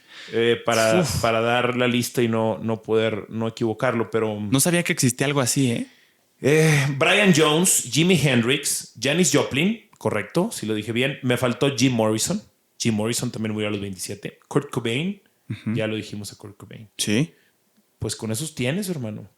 Sí, ya para generar un patrón ahí, ¿no? Ya generaste un patrón. Entonces, Valentín Elizalde lo tiene también. Wow. ¿Tú qué opinas de eso, Aldo? ¿Te gustaría? Va a sonar una pregunta fuerte, pero ¿te gustaría morir joven? No. ¿Muriendo como leyenda? No. O sea, ni siquiera joven. ¿Te gustaría morir en el pico de lo que muchos consideran el pico de tu carrera? No. Si tuviera que elegir, elegiría morir viejo, lo más viejo que se pueda. Yo tengo uno de mis objetivos, sí puedo decir que es hacer una vida longeva. Estoy trabajando en diferentes situaciones, experimento mucho con mi cuerpo, nada grave, pero experimento mucho con mi cuerpo, pruebo diferentes cosas, diferentes estrategias, diferentes alimentos para precisamente tratar de hacer una vida longeva. Lo mágico de esta vida es que por más que quieras controlarla, no está bajo tu control, mi hermano, pero se vale intentarlo. Está esta otra frase, ¿no? Que dice, muere como héroe o envejece como villano, ¿no? Más o menos dice sí. Muere como héroe o envejece como villano. Ya nos cruzamos en los temas, como suele pasar en un podcast, JP. A mí me parece fascinante. Hablaba de la palabra trascender, ¿no? Sí. Hablaba de que creo que cada quien tiene que hacer un esfuerzo grande porque su vida trascienda. Y la trascendencia, desafortunadamente, como tantas palabras en el mundo, hoy están malinterpretadas, están llevadas a un extremo equivocado. Cuando tú hablas de una vida que trascienda, la gente piensa que estás hablando de fama. Sí. O piensa que estás hablando de lo que hablábamos, de que tu arte o de tu trabajo se va a pasar de generación en generación. Que te recuerden y reconozcan. Eso es un resultado, pues. Eso no es un objetivo de vida, pues. Porque si es un objetivo va a ser demasiado vacío. ¿Sabes? ¿Hacia dónde apuntas para lograr algo por el estilo? Pero si hay una correlación, ¿no? Si te reconocen por algo que hiciste, por tu arte, entonces probablemente era, no quiero decir bueno, pero reconocido. Sin duda alguna. Pero eso es diferente a... Es como, por ejemplo, el factor de la fama. La fama se puede interpretar como un resultado de que hagas bien las cosas. Sí. Porque al final de cuentas, si tu trabajo es expuesto al público y te reconoce gente en la calle, pues quiere decir que algo estás haciendo bien. Estás llegando a esa audiencia, está resultando lo que haces. Sí. Pero la fama no es el objetivo. La fama es un resultado de. Y muchas veces ni siquiera es un resultado. Muchas veces es un castigo de. ¿Tú tienes amigos realmente famosos? No. Yo en Monterrey yo diría que soy considerablemente famosos, pero tengo amigos que son verdaderamente famosos, amigos y compañeros, que son verdaderamente famosos aquí en Ciudad de México, en Monterrey y en el lugar en donde se paren. Llega un momento donde la fama, lejos de ser un resultado o un premio, es el castigo de. ¿Por qué castigo? ¿Por falta de privacidad? Porque llega un momento donde la fama llega a ciertos puntos en donde empieza a ser un grado de incomodidad. Ahora, ¿eso no es relativo a la persona? O sea, su personalidad chance busca un chingo de atención y lo llena. Podría ser, ¿no? Y es muy llenador por un tiempo. Mi experiencia es que tarde o temprano empieza a pesar. Ya, sí tiene sentido. Eso es lo que yo pienso. Tarde o temprano empieza a pesar. Y mi experiencia es que entonces la manera de controlarla de esas personas es que entonces empiezan a cerrar más sus círculos. Y dejar de salir. Algunos he oído. Exactamente. De que hasta horarios para ir a una plaza se me hace una locura. ¿Qué persona? Imagínate decirle a una persona de 11 a 1 es hora pico, entonces, mejor vete a esta hora. Dime qué es. ¿Es un premio o es un castigo? No lo sé. Pero no es algo, JP, que se tenga que buscar como una meta final. En eso estoy convencido. ¿Qué pasa si la buscas como meta final, la fama? Bueno, lo primero que yo veo es que ahí es donde mucha gente no logra que su trabajo trascienda. Mucha gente se pregunta, es que ¿por qué no pega lo que yo hago? Bueno, es que conociéndote estás buscando realmente fama. O sea, tú estás buscando ser famoso y no te das cuenta que ahí no está la papa. O sea, estás haciendo lo que crees tú que la gente le va a gustar. Ajá, y ahí no está la papa. Ya. Es para ti, hermano. Es algo que te llene a ti, que te satisfaga a ti, que te haga feliz a ti, que te haga sentir pleno a ti. Y es entonces cuando logras ese punto en tu trabajo, cuando empiezas a verlo reflejado en otros. Pero si tu objetivo, consciente o inconsciente, no tiene que ser consciente, si tu objetivo principal o tu deseo principal, consciente o inconsciente, es ser famoso y que te mamen, hay una gran posibilidad de que no lo vayas a lograr. Ya. Porque estás enfocando tu energía y todo lo que tú eres hacia un camino no adecuado. Y que no depende de ti. Esa energía tiene que, exactamente, justo lo que hablábamos, tiene que ir hacia tu trabajo, hacia tu arte, hacia tu obra. Ya después, como resultado o como consecuencia, llegan otras cosas más frívolas, como la fama, como el reconocimiento público. Pero qué cabrón el tema, es una consecuencia. Es una consecuencia de lo que tú haces. Qué interesante forma de verlo. Entonces creo que a la hora de que hablamos de trascendencia en la vida, pues hay muchas maneras de trascender. Trasciende en tu familia. Deja algo a este mundo, pues. Deja buenos valores, deja buena manera, deja una estrategia, deja un cómo, deja lecciones. Deja enseñanzas no públicas, deja enseñanzas entre los tuyos. Deja un niño, güey. A mí me encantaría poderle dejar este planeta a algunos hijos en un futuro. Que directamente se conecta con lo que dijiste. Si dejas a un niño, probablemente le vas a dejar todos tus valores y enseñanzas, idealmente. Y estamos trascendiendo, ¿no? Pero a mí me preocupa un poco Me preocupa un poco como... idea. Como valemadrismo en el cual muchos de la generación o una parte de la generación millennial y una parte de la generación Z se están manejando, pues. Un valemadrismo en el sentido de no asumir responsabilidad de la vida de uno o de no asumir que tu vida tiene que trascender. Y otra vez, trascendencia no es fama, trascendencia no es dinero. Tú puedes trascender de diferentes maneras. Pero siempre es dejando algo, ¿no? Totalmente. Es una palabra clave ahí. Deja valor. O sea, ¿qué valor le estás aportando al mundo? Y es bastante pobre que tú no te consideres que como ser humano o como individuo puedes dejarle algo de valor al mundo. Y dejarle valor al mundo puede ser, o sea, porque pensar dejarle valor al mundo, yo creo que por eso también se puede pensar de al mundo. Entonces que me reconozcan todos. O sea, dejarle valor al mundo puede ser... dejar un hijo, como tú decías, sí, señor. ¿no? Eso ya es valor al mundo. Estoy dándole valor. Ya. ¿Sabes qué? A través de mi vida y a través de mi círculo pude fomentar buenos valores. Pude predicar con el ejemplo. Estás dejando algo al mundo, pues. Y ya si tú quieres dejar empresas y empleo, pues qué chingón, mi hermano. Y si puedes dejar unos cuantos 100 miles de pesos, unos cuantos millones, pues qué mejor. No vienen mal. Y si puedes dejar una que otra propiedad, también qué mejor. Es parte de tu trascendencia. Pero no solamente se trasciende con cosas frívolas o con cosas de un valor económico. Se puede trascender de diferentes maneras en la vida. Sí. Pero otra vez se manchan las palabras. Por ejemplo... una palabra o un término que está muy ensuciado en estos tiempos es capitalizar. Cuando tú escuchas capitalizar o escuchas capitalismo, sí, muchas personas lo asocian inmediatamente con una riqueza desmedida, Con contrastes bien Lo cabrones. asocian con desigualdad, Sí. lo asocian con chingar al oprimido, lo asocian con hacer todo con tal de capitalizar. Y hay capitalizaciones muy groseras, pero también hay capitalizaciones bastante puras. Es decir, tenemos que estar peleados y tenemos que manchar a la capitalización de un cerdo. Eres un cerdo capitalista. Pasas por encima de todo, de cualquier valor, de cualquier tradición, no tienes respeto, no tienes modos, no tienes códigos, haces trampa. Eres un cerdo capitalista. Es lo que tengas que hacer para conseguirlo. Esa capitalización no la queremos, la capitalización sin conciencia, que hay algo más allá de ti mismo. Sí. Pero entonces, por cerrar esta capitalización, estamos dejando de ver la otra capitalización. El sentido lindo de la capitalización. Para empezar, JP, capitalizar ni siquiera tiene que ver con dinero. Porque el capital no solamente tienen que ser billetes. O sea, ¿qué tiene que ver entonces con valores puede también? Puede ser capitalizar tus valores, puede ser capitalizar tu talento. Puede ser capitalizar tus recursos. Esa es la otra.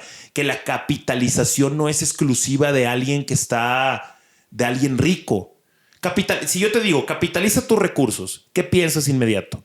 Bueno, pues capitaliza tus recursos. Necesitas tener recursos para capitalizar. Hermano, todos tenemos recursos.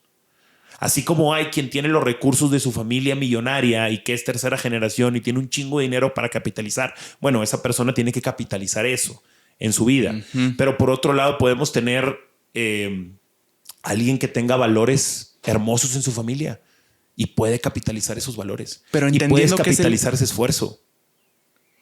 Entendiendo que es el término capitalizar, ¿a qué te hace referencia? O sea, ¿qué significa? ¿Como derramar? O sea, dejar algo otra vez. Capitalizar para mí es la herramienta, es el proceso de sacar valor de diferentes virtudes y defectos que tú tengas.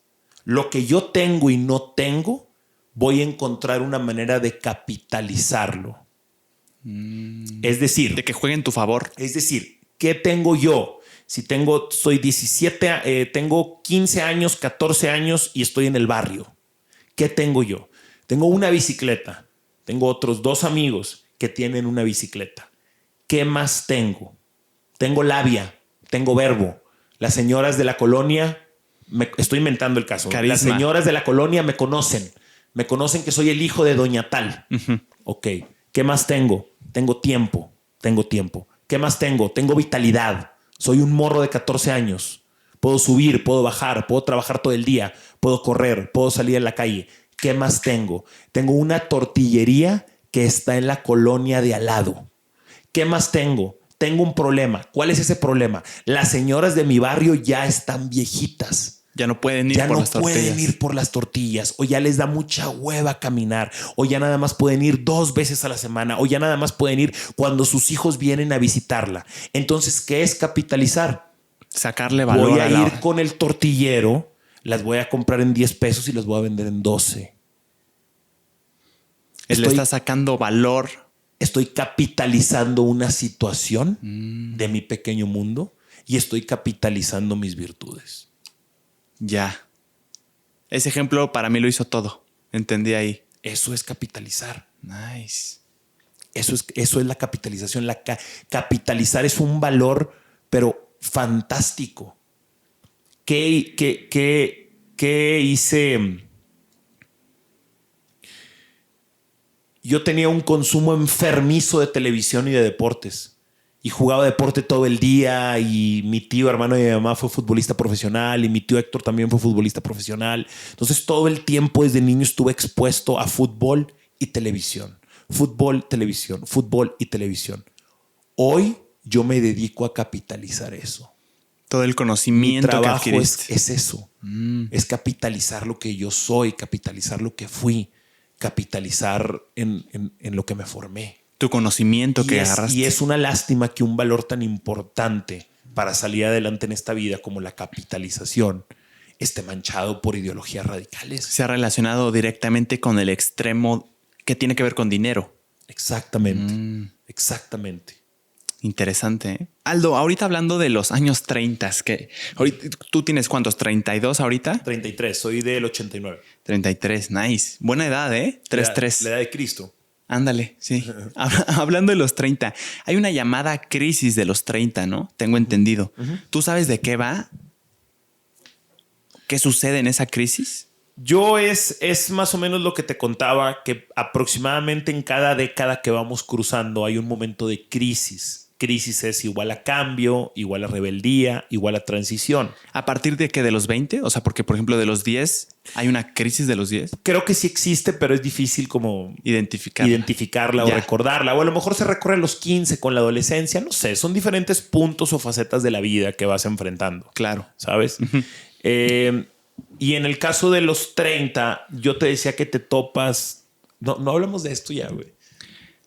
Sí, pero en sí, es que ya sé, mira, a esto voy. Dale, tú llévame a donde quieres que vayamos. Es que ayer platicaba con un amigo, tiene 32 me parece, y lo que me fascinó es que por esas edades estoy viendo ahí un factor común de que los amigos de las personas que tienen 32 están en la época, en su mayoría, de que sus amigos empiezan a casar.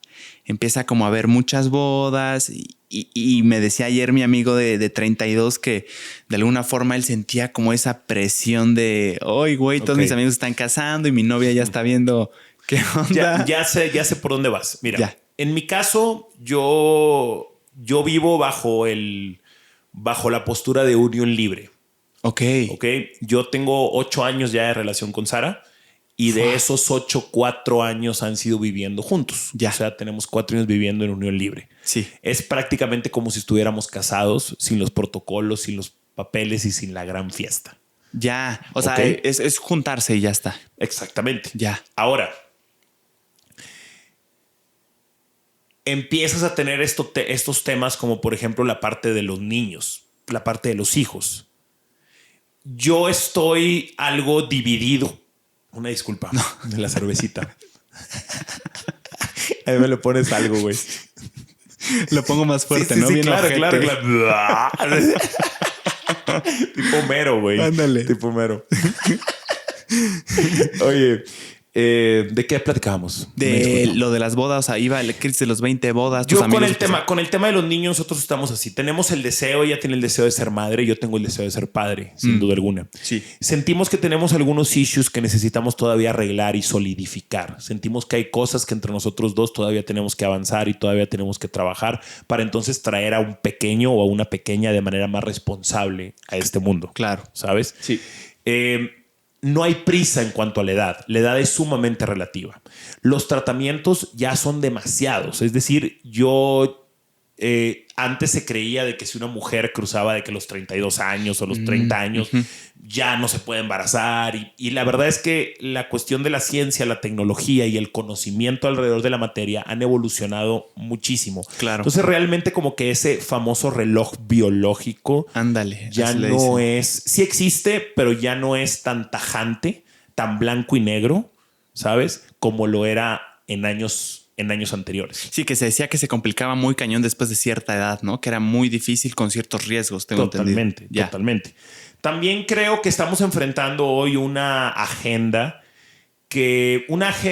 la cual ya no está promoviendo la familia. Y hay una narrativa que es bastante atractiva para la gente joven. Vamos a pensar de 40 años hacia abajo.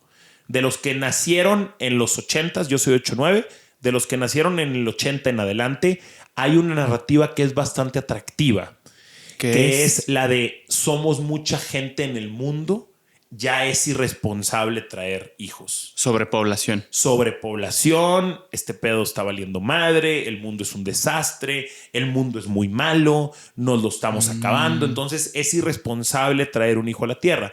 Entonces hoy es muy normal que tú puedes estar en una reunión con gente inteligente, de buen nivel de educación, y que esa gente te diga con mucha seguridad, no hombre, traer un hijo al mundo es bien irresponsable, y que te lo digan con mucha seguridad, porque es una de las narrativas principales con las que hoy nos manejan en el mundo. ¿Tiene algún sustento, crees tú?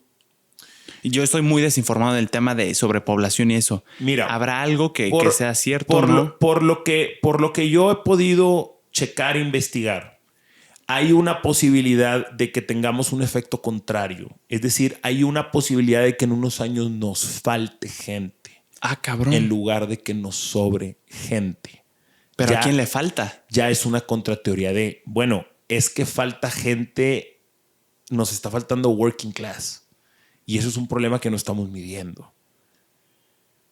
Por ejemplo, en Estados Unidos está pasando, no sé si has visto las imágenes de que hay muchos lugares que no tienen empleados. Literal, sí, no están encontrando empleados. En los aeropuertos también lo vi. En Nuevo León está pasando, por ejemplo, en el hard working, no estamos encontrando quien haga ese trabajo. Ya no hay quien esté dispuesto a hacer ese trabajo. A mí me encanta manejar en Estados Unidos. Ojalá elevaran un poco más el límite de velocidad. Sí, es hermoso. Sobre todo el estado de Texas lo conozco prácticamente todo manejando. ¿Por qué? ¿Qué lo hace hermoso para ti? Son muy cómodas. Ya. O sea, de que ningún bache. ¿A eso te refieres? Son muy cómodas, son muy grandes y creo que hay una conexión entre condados y entre municipios en Estados Unidos que no se tiene en México. O sea, como una planeación bien pensada. En Estados Unidos hay una planeación, eso lo acabas de decir, acabas de dar en el punto. ¿Por qué? Porque estás ocupando todo el territorio. ¿Qué es lo que hacemos aquí nosotros? Planeamos muy mal, güey. Mira, te pongo un ejemplo. Sí. En Estados Unidos tú tienes una ciudad principal y vamos a decir que vamos a salir al sur o al norte, a donde tú quieras salir. Muy bien. Van a pasar ciertas millas y vas a llegar a otro pequeño cúmulo de humanos. Como un checkpoint. Eso se cuenta un condado o un pueblito o una ciudad. Y llegas ahí y está todo acumulado. Y ves tiendas, cines, bla, bla, restaurantes, etc. Sales de ahí y avanzas otras cuantas millas y no ves nada. Nada. No ves nada. Una que otra fábrica. Ves monte, ves pasto, no ves nada. Y llegas a otro lugar. ¿Ok? Pero entre cada punto hay cierta distancia. ¿Qué es lo que aquí hacemos en México? Nos pegamos, nos amontonamos. Ok. ¿Sabes? O sea, pongo una por encima de otro, pongo un desarrollo encima de otro. Pero ¿por qué eso sería negativo? ¿Por qué necesitas esa superdistancia desolada? Pues porque esa es precisamente la densidad. O sea, precisamente de dónde viene. ¿Por qué por qué nos quejamos hoy ¿por qué nos quejamos hoy del tráfico? ¿Por qué nos quejamos de tanta gente acumulada? Porque estamos todos aplastados en el mismo lugar. ¿Qué si pudiéramos distribuirnos de una manera más inteligente? ¿Pero es un tema de distribución o de territorio? Para mí es un tema... Territorio hay. O sea, si tú y ya agarramos ahorita el carro y nos vamos a Querétaro, ¿cuánto territorio hay solo? Podría decir que bastante. Un montón. Sí. Que si los que estamos aplastados como acordeón nos hubiéramos distribuido inteligentemente en todo ese territorio. Ya. Si tú tomas el auto de Nuevo León y vas a Reynosa, hay un montón de espacio solo. ¿Qué si en lugar de habernos apretado todos juntos como acordeón, uno arriba de otro o uno pegado con el otro, hubiéramos dicho, hey, sí va a haber un desarrollo, pero ese desarrollo o ese crecimiento tiene que estar a 10 kilómetros de distancia y luego otros 10 kilómetros de distancia? Pues es un desarrollo mucho más inteligente. Ya. Es un desarrollo mucho más próspero. ¿Y por qué convenía en la época acumular todo? O sea, ¿cuál era la ventaja que seguramente veían en el güey que no están hasta acá? No creo que haya existido una ¿de plano? Simplemente creo que es una mala planeación. Creo que es una falta de enfoque. Es un crecimiento no desmedido. Es un crecimiento desorganizado. No bien pensado. Sí, yo escucho, hay crecimiento desmedido. No creo que haya crecimiento desmedido. Creo que hay un crecimiento desorganizado. Ya, o sea, es como lo vas acomodando. El crecimiento, pues ahí está. Es como lo acomodes. Esto va a crecer, va a seguir creciendo. El detalle es cómo lo vamos a acomodar. Lo vamos a acomodar de una manera organizada, de una manera desorganizada. Y en México, al parecer, somos especialistas en acomodarlo desorganizadamente. Y entonces tienes a Nuevo León creciendo desorganizadamente y tienes a la Ciudad de México y su Estado de México que es un desmadre. Es una verdadera locura. Okay, es una verdadera locura. Y la Ciudad de México en su crecimiento es una locura. Hay cosas arriba de otras cosas. ¿Has visto lo que pasó se le llama Ciudad Slim? Como ese... ¿En Carso? Ajá, en Carso. Ayer me daban un tour, un amigo, y me decía de que, hey, güey, ve, esta es una colonia que antes vivía muchísima gente aquí. Ve la colonia y había como puestos de tacos y todo, normal. Dice, de un tiempo para acá, pum, un edificio gigante y otro edificio gigante hasta acá. Entonces estas colonias les dieron una plusvalía enorme, cabrona. Causó evidentemente que muchos decidieran vender y mudarse a otra ciudad por los altos costos de, no sé, de los recursos, no sé qué pueda subir. Y la gentrificación. Ándale, pero eso habla de un crecimiento bien cabrón. Llegamos personas de afuera y elevamos el costo de vida en la ciudad. Y entonces las personas de la ciudad tienen que salir de la ciudad porque ya no les alcanza para vivir. Sí. ¿Qué es lo que pasa en las grandes ciudades? ¿Qué es lo que pasa en San Francisco? ¿Qué es lo que pasa en Manhattan? Por poner dos, creo que de los ejemplos más claros. Y lo decía esto porque es una consecuencia, quiero entender, del crecimiento no bien pensado, ¿no? Ajá, o sea, porque esto se tendría que prever antes de que suceda inevitablemente. Es correcto, Está pero bien cabrón. No lo tenemos bien planeado, no lo tenemos bien pensado. ¿Ya viste la ciudad lineal que va a construir Arabia Saudita? No. Es una ciudad lineal, o sea, básicamente es una franja. Búsquela, ciudad lineal Arabia Saudita. Ajá. Es una franja, hermanos. Es una franja que no va a tener carros adentro, va a tener puros transportes electrónicos. Wow. Y tú vas a poder llegar de lado a lado en 20 minutos. Pero está construida en tercera dimensión. O sea, de punto A a punto B, 20 minutos. 20 minutos. Es lo mismo que hace. Y es enorme la ciudad, pero está toda aplastada en una lineal. Está tan cabrón el proyecto que cuando te lo venden es que toman la ciudad de Nueva York digitalmente hablando y haz de cuenta que la comprimen en una línea. Entonces estos güeyes dicen que es como la mejor manera de poder estar. Yo creo que es lo que va a pasar. Creo que vamos hacia las grandes ciudades. Creo que por eso nos están dejando morir como sociedad. Creo que por eso nos están llevando a que ya no tengamos familia, güey. Tú tienes familia, ¿no? Sí. Obviamente. Soy afortunado. Eres chico de casa, ¿no? Sí. Tengo 2 hermanos y mis papás. Como a mí me tocó también ser chico de casa con mi hermano y con mis papás. Y bueno, es un soporte tan importante, JP. ¿La familia? Totalmente. Claro. Pero, güey, la familia se acaba. La familia tiene que regenerarse. O sea, tú eres el indicado para que tu familia siga. Sí. Si tú decides ya no seguir, tu familia se va a terminar. Eso está bien, cabrón. Y entonces hoy tú puedes decir, me vale madre, güey, tengo 20 años o tengo 33, vivo en Ciudad de México, no necesito de nadie. Pero en unos años más puede ser que la falta de ese núcleo familiar sí haga que te lleve el chorizo, güey. Entonces, ¿por qué nos están empujando a quebrar nuestros núcleos familiares? Qué cabrón. Hace poquito vi un TikTok que también me voló la cabeza, justo lo que decías. Y sí dije, ay, cabrón, nunca había pensado en esto. Decía, ¿te has puesto a pensar que tu familia lleva existiendo por siglos, años? Y si tú decides no tener hijos, el apellido, ¿bye? Ajá. ¿Se va a borrar? Ajá. Y es como, güey, o sea, tú tienes la decisión de acabarlo. Y se va a acabar tu red de protección, porque la familia es una red de protección. Cuando las cosas se están poniendo oscuras, hermano, la familia te salva. Sí. Cuando las cosas se están poniendo feas, nos queda la familia. Cuando nos quedamos solos, nos queda la familia. Es lo único que hay. Si nosotros quebramos eso como generación y si vamos destruyendo eso, no nos va a quedar nada. Por eso creo que va a ser bien sencillo meternos en estas ciudades gigantes como la ciudad lineal. Por eso creo que hay una posibilidad de que inclusive se termine la propiedad privada. Por eso creo que están dejando que en los estados demócratas en Estados Unidos la gente se pudre en las calles, güey. Los están dejando ser homeless, los están dejando robar. Les dan puré con gravy, pollito y macarrones gratis, güey. Y los vatos están jeringándose todo el día en un pinche puente. ¿Por qué están dejando eso? O sea, ¿cuál es la intención de provocar o promover o dejar esa descomposición social? Yeah. ¿Por qué lo están haciendo así? Y también identidad, ¿no? Es lo que tiene tu familia, lo que te da. Te da identidad. Que es algo... Realmente. Tú estudiaste psicología, tendrá algo muy importante el saber el origen, de dónde vienes, ¿no? ¿De dónde vengo? ¿Por qué? Porque ahí está la respuesta de quién soy. ¿Esa dirías que es la gran pregunta de la psicología?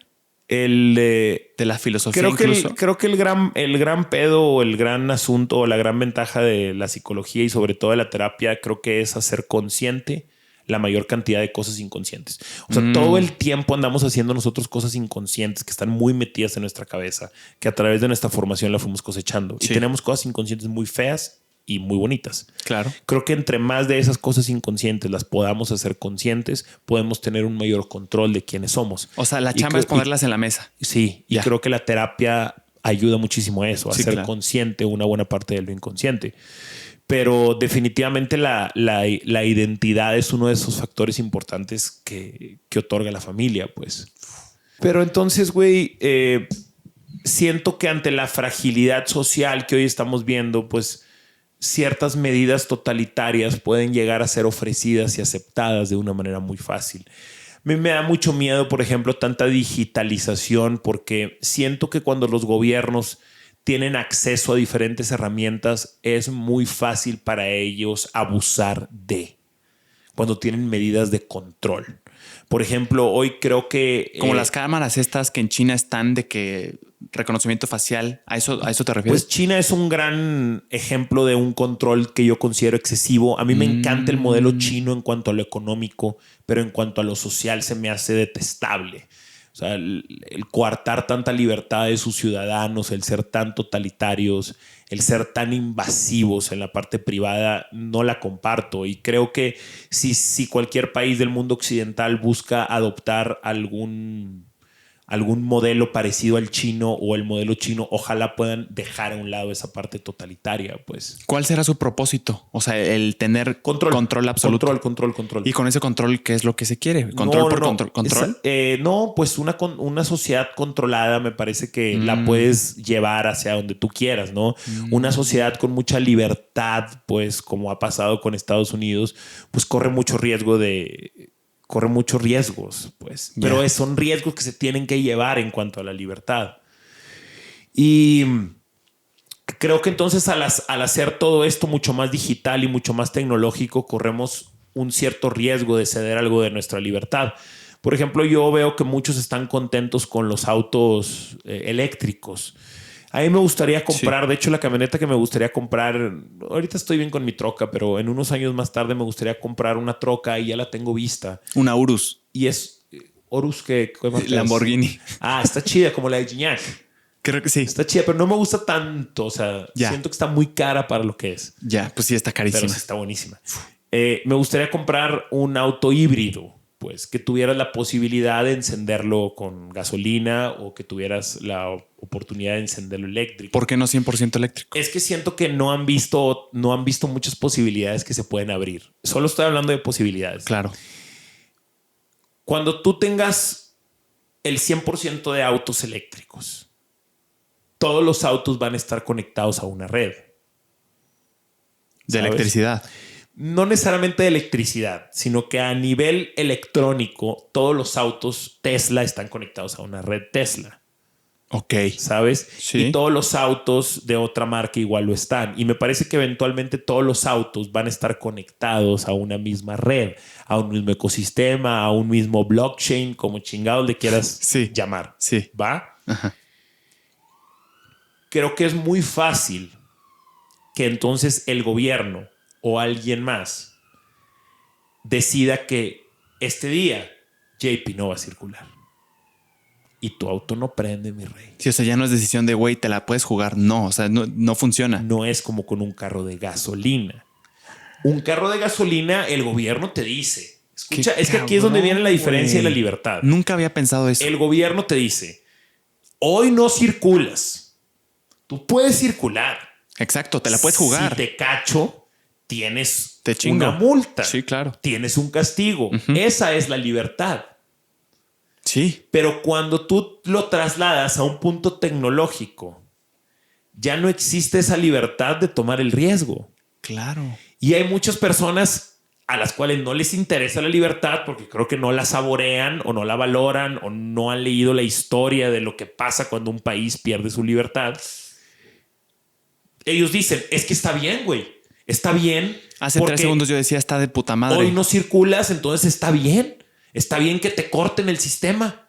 Pues no, güey. Lo que está bien es que tú tengas la última decisión como un individuo libre. Que puedas tomar el riesgo aún con la consecuencia que ya se sabe. Ajá. Eso Entonces, es libertad. imagínate que se venga una cuestión como la del COVID o parecida a la del COVID y diga, nadie sale de su casa.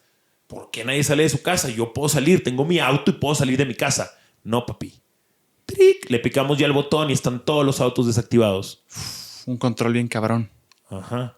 Nunca lo había pensado. Que es lo mismo si lo llevas a dinero digital. Cash is king o cash is trash. El efectivo no es rastreable. Sí. Pero no. el dinero digital sí. Entonces todos tus movimientos van a estar rastreados. Porque es dinero digital.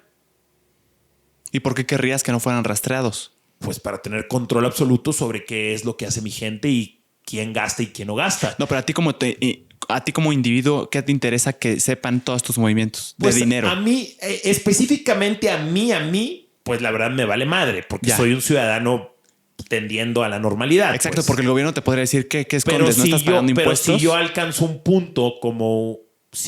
un punto a ser un empresario importante, pues sí me interesaría la libertad para mover mi propio dinero. Y no me gustaría entonces que existiera cualquier libertad para que pudieran congelar mi dinero. Hoy Ya. lo pueden hacer a través de los bancos. Sí. Pero va a ser mucho más fácil si tienes todo digitalizado. Se va. Totalmente. ¿Has visto la posibilidad de que haya como tipo Social Security Cards? He oído. Son como marcadores sociales en tu tarjeta. Ajá. Ok, entonces tú vas teniendo un marcador social. Es muy Black Mirror esto, pero ya se está probando. ¿Cómo que marcador social? Sí, haz de cuenta que tú tienes un número social, un número digital, un token, un PIN, etcétera. Sí. Entonces tú vas agarrando marcador social dependiendo de las reglas que dicte el gobierno. Es decir, ahorita traen muy de moda la cuestión ecológica y el cambio climático. Sí. Entonces vamos a poner la huella de carbono de JP.